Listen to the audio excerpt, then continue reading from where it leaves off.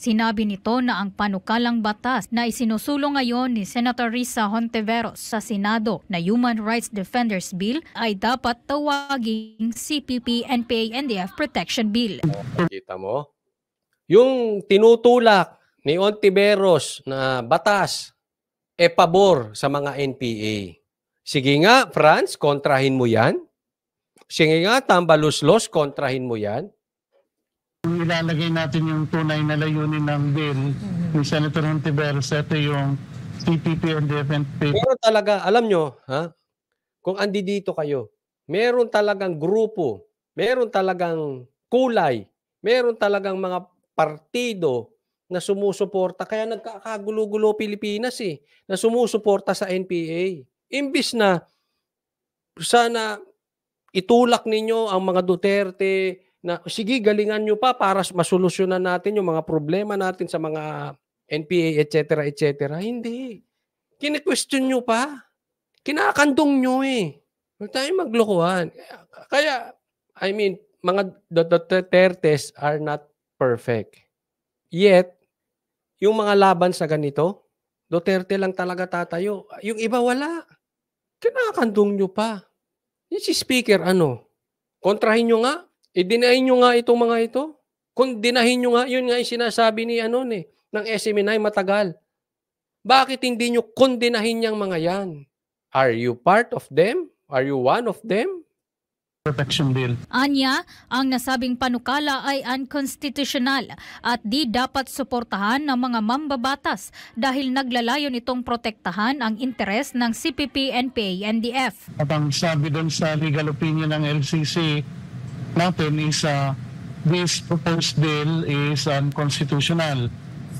So I stand by the opinion of the Legal Cooperation Cluster that this bill is unconstitutional, and therefore being unconstitutional, our lawmakers should not support it and must not support it.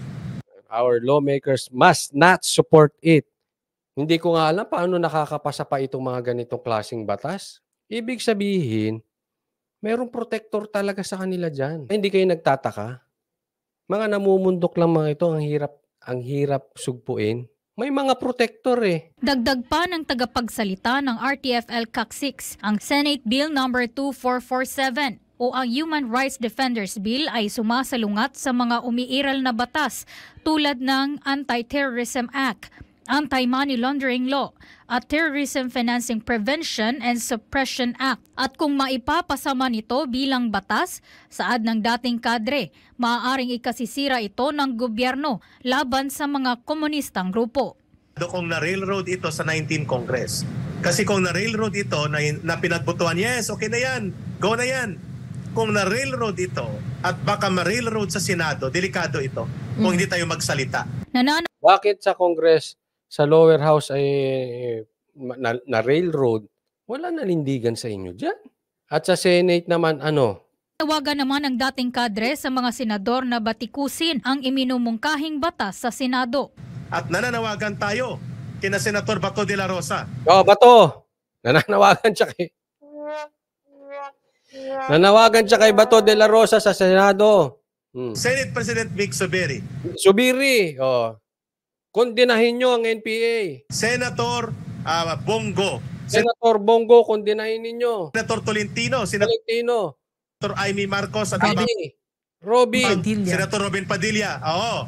Please. Ano kayo?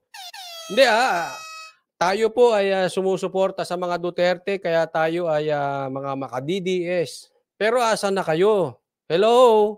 Hindi ba kayo gagalaw-galaw dyan? Galaw-galaw, baka ma-stroke kayo, ha? O hindi grave threat yon, Franz, ha? Attorney Vlogger 30, hindi grave threat yon. Iniasabi ko lang, kailangan gumalaw-galaw kasi nakaka-stroke pagkatulog ng tulog. Baka bumalagta kayo dyan.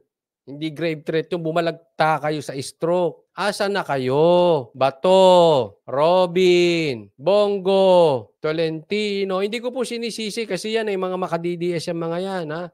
Ewan ko to si Amy, nagpapanggap. Nakaibigan ko hindi ko alam. Bata, sa akin, may magsalita naman kayo. Kaya nga po, nung nakita ko tong balita na ito, at nakita ko yung komentaryo ni Pulong Duterte, sabi ko, kailangan pa natin ng mas matibay na DDS. Kasi minsan, yung mga senador na nasa loob, hindi ko alam kung sila ay medyo kinain na ng political, yung mga trapo system.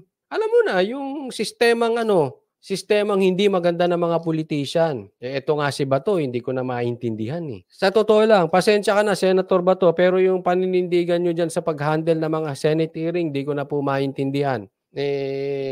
Kayo ba may confidential funds? Hindi, nagtatanong lang ha, hindi. Tatanong lang po. Ha? Or dahil, kasi alam nyo, ito mahirap ha. Papasok po kasi ang eleksyon. At alam naman natin ang mga politiko sa papasok ang eleksyon sa 2025. Yan ay hindi sila agad maglilinya na maninindigan ako dito maninindigan ako, dito ganito, dito ko, eto tayo ko, ayan. Yan, may mga talagang sasayaw-sayaw muna. Raramdamin yung pitik ng hangin, especially yung mga tatakbo, yung matatapos ang termino at kailangan tumakbo at tatakbo sa 2025 bilang senator. So raramdamin muna nila saan ba ang agos. So pagtingin nila dito, dun lang sila sa bandang huli magdidesisyon. Ano ba, tatayuan ko ba ito? Ha? Sasayawan ko ba si ganitong politiko? Sasayawan ko ba si ganitong partido? Kaya lang kasi yung kung ganong klaseng anong pinagkaiba mo sa trapo? Andiyan kayo para pagsilbihan at nagtiwala ang mga Pilipino dahil ipaglalaban ninyo yung mga hinaing ng mga taong hindi naririnig. Hindi nandiyan kayo para siguraduhin yung kada eleksyon panalo kayo. Hindi ko po sinisisi. Again, ito po ay china-challenge ko lang, ini-encourage ko lang. Kayo bilang representative ng mga DDS, gumalaw-galaw naman kayo dyan. Huwag kayong oo ng oo dyan kay Subiri. Tingnan natin kung tatayuan nila at gagalaw sila dito sa tinutulak ni Ontiveros na pabor sa mga NPA. You speak up, senators. Patikusin ninyo ito bago po natin pugutan ng ulo ang ating sariling pamahalaan. Dahil sa kalokohan. Ay, grave threat yan. Kung narinig ka ni Franz, demanda kanyang grave threat yan. Pupugutan mo ng ulo? Ay, masama yun. Ang ibig niya sabihin, pamahalaan, pupugutan. Ulitin natin itong mga senador na ito. Senator Bato de la Rosa, Senate President Vic Soberi, Senator Bongo, Senator Tolentino, Senator Amy Marcos at Robin iba pang Padilla. Senator Robin Padilla. Please, you speak up, senators. Patikusin ninyo ito bago po natin pugutan ng ulo ang ating sariling pamahalaan. Dahil sa kalokohan, nonsense at mga illegal at walang kahihiyang ginagawang maniobra nito ng CPP, NPA, NDF at nila Risa Hontiveros at mga kaalyado nila sa Senado. Sa kabila nito, hinihimok ng RTFL CAC 6 ang Senado na bantayan ang ipinapanukalang batas ng mga makakaliwang grupo. Para sa Diyos at Yan, sana nga bantayan, hindi bantay sarado. Tingnan natin hanggang saan tapang nito mga naibotong nating mga senador dahil sila ay dikit kay President Duterte, PRRD, former President PRRD. Tingnan natin kung hanggang ngayon. Kasi pati sa audit, tahimik sila. Buti nga ito si Robin, lumalaban-laban pa sa China, yung isyong China. Pero iba, tahimik.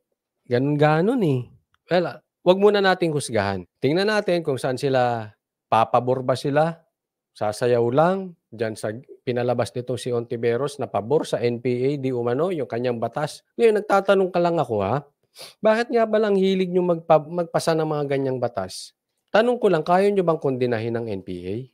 Party ba kayo ng NPA? Diba? Hindi, ito tanong sa lahat ng mga congressman at sanga senador. Dapat maliwanag sa taong bayan yan. Kaya nyo kondinahin at hindi kayo party doon.